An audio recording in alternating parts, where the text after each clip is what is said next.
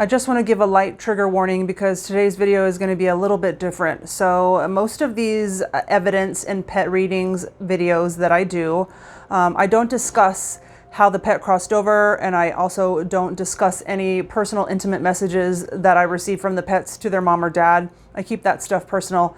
However, with this case, the mom of this cat in spirit named Tot wanted me to get personal. She wants this to be authentic as possible, and she wants to potentially help anybody who might be, dealing with some of the things that she's dealing with. So just a little trigger warning. So today we're going to be discussing a pet that did cross over in tragedy. So I would say that 85 to 90% of my clients, my clients' pets in spirit, cross over in a more natural way through old age or through illness, which is to be expected for the most part. And about 10 to 15% of my clients' pets in spirit passed in what I would call tragedy, and that would just be something, maybe more unexpected or in maybe more of an unnatural way. So some examples would be pets that drowned, pets that were poisoned, pets that got hit by a car, pets that fell off a cliff. I think you know what I mean. So in today's video, like I said, we're going to be discussing a absolutely gorgeous, stunning cat named Tot. I am partial to gray cats.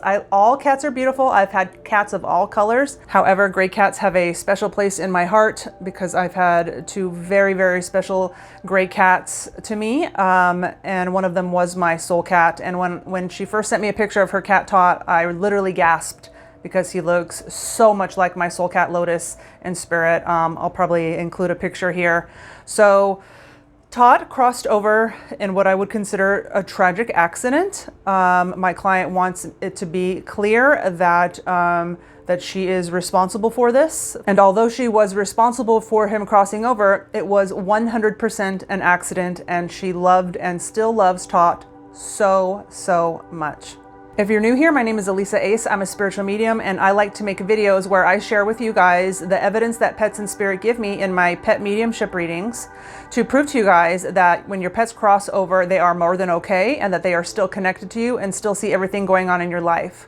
We are definitely going to be going over the evidence that Tot, the cat in spirit, gave me, including pictures of the evidence. So we're going to get to that in just a second, but I want to respect my client's wishes and get a little bit personal before that happens. I'm not going to go fully in depth on this subject because the subject of things like guilt, for example, it's a very broad and deep subject. So I will have to do another video about that. But I am just going to touch on it because she requested me to. First, she wanted me to mention that she would be, I guess, what you would consider a little bit of a skeptic coming into this, and that she is kind of surrounded by a lot of people who come from a specific monotheistic, very popular religion, which I won't name just to not upset people. But this religion does not believe that animals have souls. They don't think that animals cross over. I can't even wrap my head around having that belief. To me, I feel like it's beyond common sense.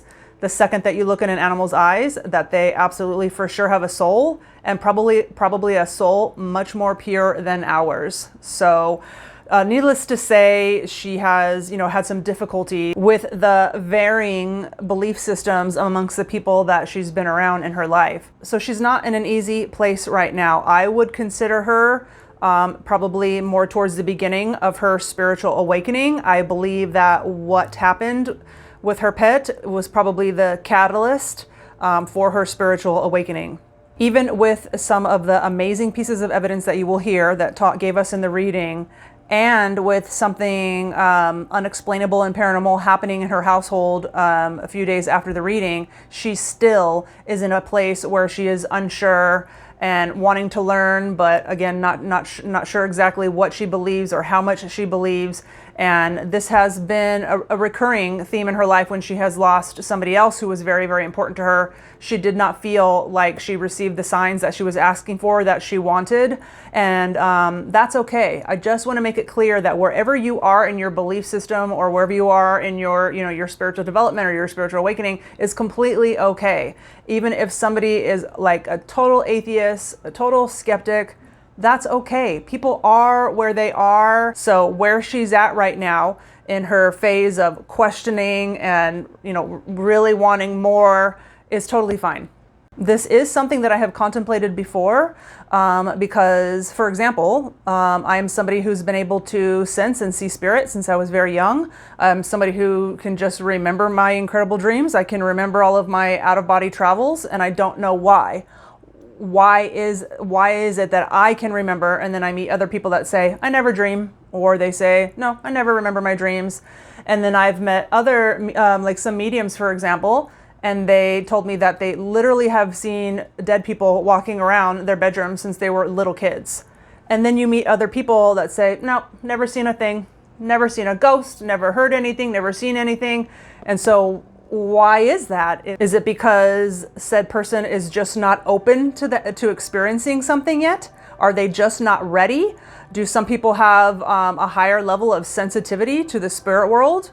Is their third eye a little more open? And so we were talking a little bit, my client and I, after the reading, sending each other some voice clips. And one thing that I did notice that she said in one of her voice clips was that she would not want to see anything or hear anything from somebody in spirit. So I was giving her an example of, I can't remember exactly what it was, but somebody that I know having a very profound paranormal experience where they saw like a full-bodied apparition, and she said, like, I would not be okay with seeing that. And I have heard that from several other clients telling me, like, I'm okay with like a dream visit, I'm okay with like maybe like a butterfly or something, but I definitely don't want them showing themselves to me. I don't want them showing up in my house. I don't want them turning the lights on or off or anything like that. So some people are not ready.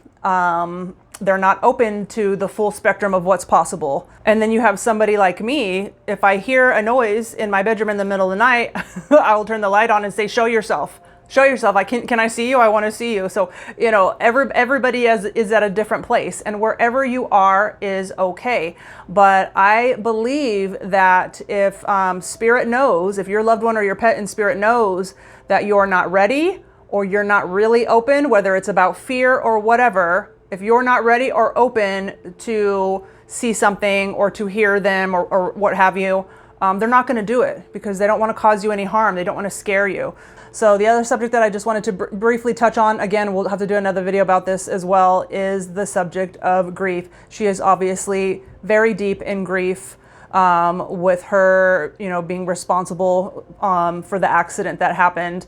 I can't even imagine. My heart goes out to her and all the other many people that have accidents happen.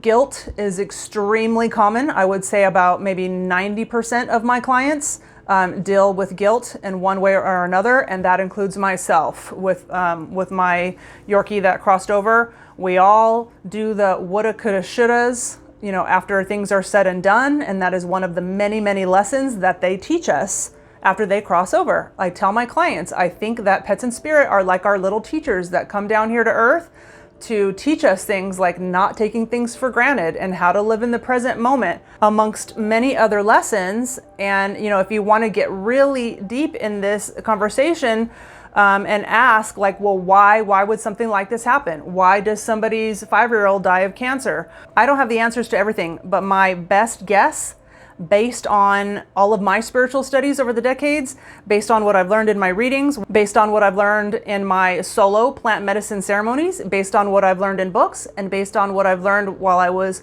part of a Buddhist Sangha at a Buddhist temple for a year, is that Earth is a school, a sometimes very harsh one, that we come down here and I guess we agree before we come down here, like in a soul contract or whatever you want to call it, to go through many hard things that are all going to lead to our spiritual evolution, and probably the spiritual evolution and the spiritual growth of everybody else that's involved in that person's life as well.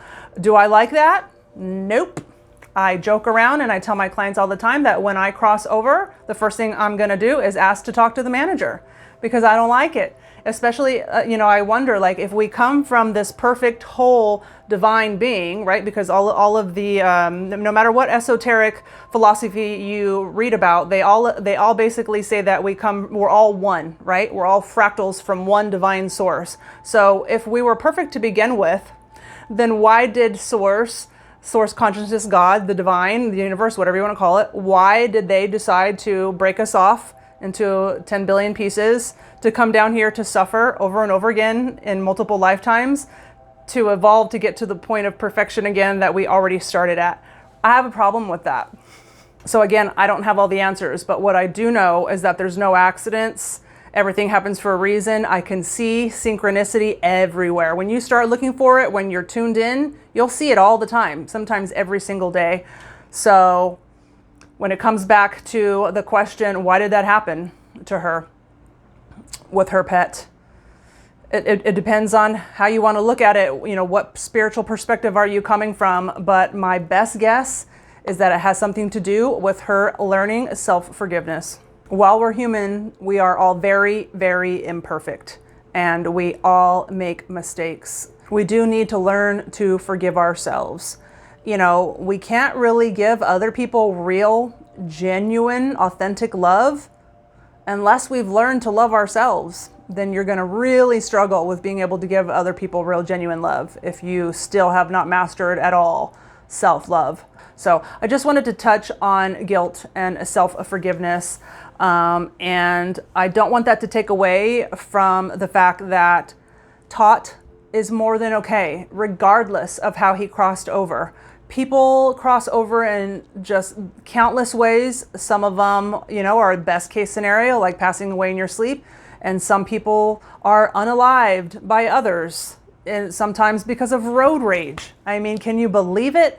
Like the ways that people can cross over are just unimaginable. But that does not take away from who they are or take away from their story, because regardless of how we leave our physical vessel, everybody is so important. Everybody is so worthy, and we're all down here going through this earth school just the same as everybody else. I want to get into some of the evidence that this gorgeous cat named Tot gave me in our reading to show his mom that regardless of how he crossed over, he's more than okay, and that he's around her and that he loves her so much. So one of the pieces of evidence that he gave me, which first of all, I've never received this piece in another pet reading before, so I love that. I love getting something for the very first time. He told me that he was buried and then he was cremated. And so that confused me, obviously. And so when I asked her, I said, what's going on? Is this correct? And she said, yes. Oh, and then he also mentioned drinking wine. She said, yes, I had to drink some wine to get the courage to bury him. And I buried him. And then very quickly, it felt very wrong, because she thought to herself, well, I'm going to move eventually, and I don't want to leave his body here. So she very soon after excavated him, and then went to cremate him at a crematorium. So that was one of the first ways that Tot let his mom know, in a strong way, that, hey, it is me that Elisa is connecting to. So then Tot, the cat in spirit, told me that his mom went on a trip, and then he told me adoption, told me signing papers. And so when I asked her what's going on with this, she said, yes, not that long ago, I went on a trip to Romania. I visited a pet rescue, and then I ended up adopting a dog off the streets. So there was a dog living on the streets, and some people in the neighborhood would feed it scraps here and there, but it was a homeless dog without a home that she adopted from Romania, and had the dog brought back to where she lives in Denmark, in a totally different country. So that was Tot's way of giving me another piece of evidence, and I will include pictures here of the adorable doggie that she adopted in Romania named Oreo. So another thing that Tot brought up was being slapped. I don't recall ever hearing that either in a reading, so I did not know what this meant. I did not get any additional information with that, just slapped. And when I asked his mom, she immediately knew what it meant. She laughed a little and said, basically every day when I would go to feed them, my other cat, who's almost 21 years old, by the way, and does not look it at all. I'll include a picture here. That cat, the older cat, would come in when it was, time to eat in the kitchen. He would come in and slap Tot across the face almost every day. Not like, in an aggressive way where he would, cut him with his nails or anything. Just, just like a little bop, just a little slap across the face. And so that's what Tot was telling me, that he got slapped all the time. So then Tot told me tap, tap. I did not know what tap, tap meant. My human brain wanted to immediately figure it out and make assumptions of what it might mean. But right away, his mom said, I think I know what that means. Tot was indoor, outdoor. There was no keeping him in. And so Tot would many times a day and many times a night, literally would wake her up, but she let him do it because she loved him so much. He would come to the window and tap on the window to let her know, like, hey, open the window, I want in. She sent me the cutest video, and I will try to include that here. So then Tot told me the word pearl. And so when I asked Mom, do you know why Tot would be saying pearl? And she said, no. And then a few seconds later, she said, well, one of his wet foods that I give him is called, she said, I think it's called pearl. And she's like, let me look real quick. And so she looked, she went to check, and she said, no, it's called pearl. And I said, that looks awfully close to the word pearl. I wonder if pearl is actually pearl in a different language. And I told her I would check, Google it after the reading. And so I did. And so I asked, does pearl mean pearl in any other language? And it said, sure does. It means pearl in German, French, and another language, I believe. And so, yeah, that was just one of Tot's ways of giving another piece of evidence. It is common for them to tell me brands, especially when it comes to food. They will definitely tell me names of brands. So let's see. Another thing that Tot told me was that he loved the snow. I have heard that from pets before, but usually dogs. And so his mom said he did in fact love the snow. He loved to walk around in the snow. Another thing that Tot told me, and this is kind of a common one, pets and people in some of my readings will tell me that they're going to send their loved one, my client, a coin as a sign. Sometimes they tell me dimes, sometimes they tell me pennies, sometimes they tell me quarters. And I think it's a common one, probably because it's something tangible that they can send their loved one, something that the loved one can hold and keep. And so very strongly, I was getting penny from Tot. And so because she's in another country, I said, obviously you don't have American pennies where you live, so do you have any bronze or copper colored coins there in the currency where you're at? And she said, yes, it's like a yellowy, bronzy color. And I told her, I said, like, okay, so he's definitely going to be sending you a penny. Look out for that. And as soon as the reading was over, I went to go pick up some dinner, like takeout. And when I got to the restaurant, I opened my car door, and this is right after the reading. I opened my car door, and right next to my car door on the ground is not one, but 3 pennies. And immediately I knew they were from Tot. I could feel it in my solar plexus. And something told me to look at the dates. And so I just want to make it clear, it does not matter what the year is on the pennies. If I ever tell you that your pet is sending you a coin, it does not matter the year. It does not mean that it's not from them if the year is not significant at all. But with these pennies in particular, something told me to check the year, which is something that I wouldn't have ever thought about otherwise. So first of all, I hardly ever see pennies. Pennies are not made in the United States anymore. And when I do see pennies, the year is like 2020 or it says like 2017. They're usually newer. So I pick them up and they're all old. So 1993, 1994, and 1984. And something told me, I thought, I just really think one of these years is going to mean something to her. And so when I got home, I messaged her and I asked her, and I said, what year were you born? Because I'm just curious if one of these years is significant, because I just found these pennies and I know they're for you. And sure enough, she said she was born in 1984. And I said, I knew it. So not only did Tot send his mom 1 penny, he sent her 3, with one of them being her birth years.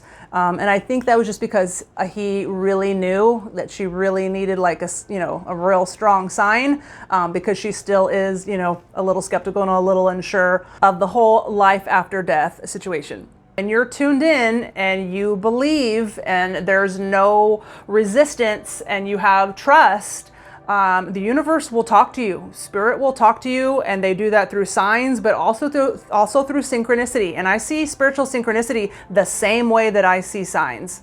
And on behalf of my client, I hope that the brief discussion beforehand about guilt and skepticism and that kind of thing, I hope that helps somebody out there to know that you are definitely not alone, and it's okay wherever you are in your belief system. It's okay wherever you are in your process of grief. And most of us deal with this at one point in our life or another, and you are still worthy of so much love and definitely worthy of self-forgiveness. Even through tragedies and illness, we do not know the full bigger picture because we are not on the other side. So we do just have to be a little mindful about how our story plays out and have a little bit of trust that things happen for our benefit, even though we definitely do not see that now while we're in human form, and trust that everything will be explained to us once we cross back over. Tot is a gorgeous little eternal soul who loves his mom through anything that happens and will be connected to her for all time. All of my clients' pets are so absolutely adorable. I love animals so much, a little bit better than people. But with Tot in particular, I felt a little bit of a spiritual connection with him.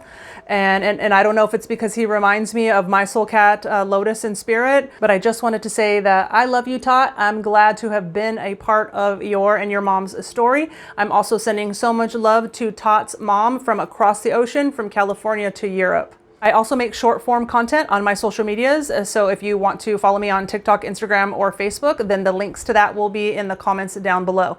If you'd like to schedule a reading with me to connect to a person or pet in spirit, again, you can check the links down below and message me on my Facebook mediumship page to schedule a reading. Please make sure to like and leave a comment, and if you really want to support my channel, then please share this video or another one of my videos on your social media. Thanks again for watching, and I'll see you guys in the next video. Bye!